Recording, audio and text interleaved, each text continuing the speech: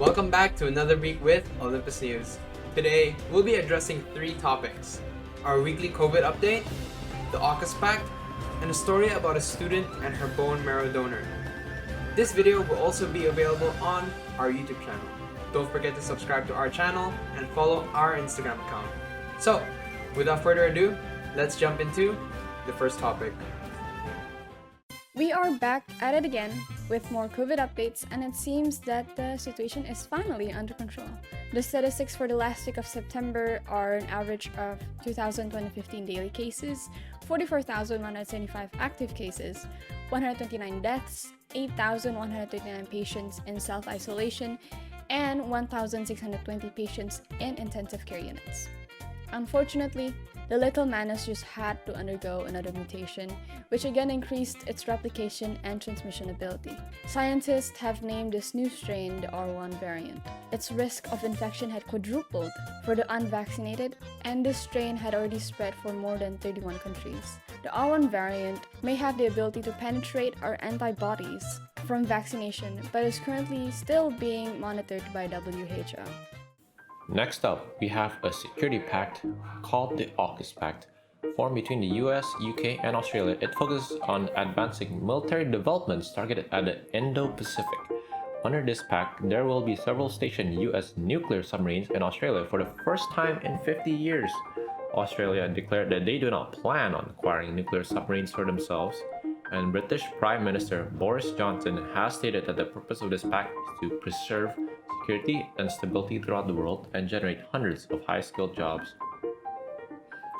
However, White House sources have hinted that the true purpose of this pact is to counter Chinese influence in the Indo-Pacific region.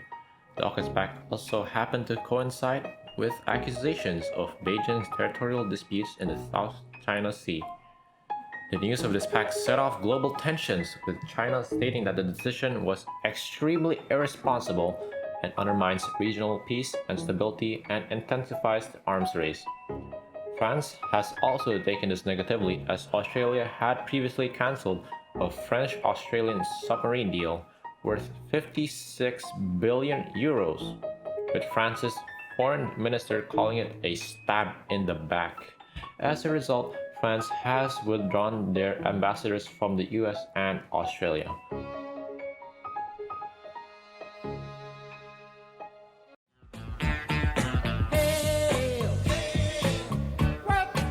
On this week's inspirational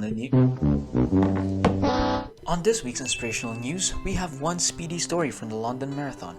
A student in this year's 2021 marathon ran with her bone marrow donor from Essex. The runner, Vicky Lawrence, age 21, had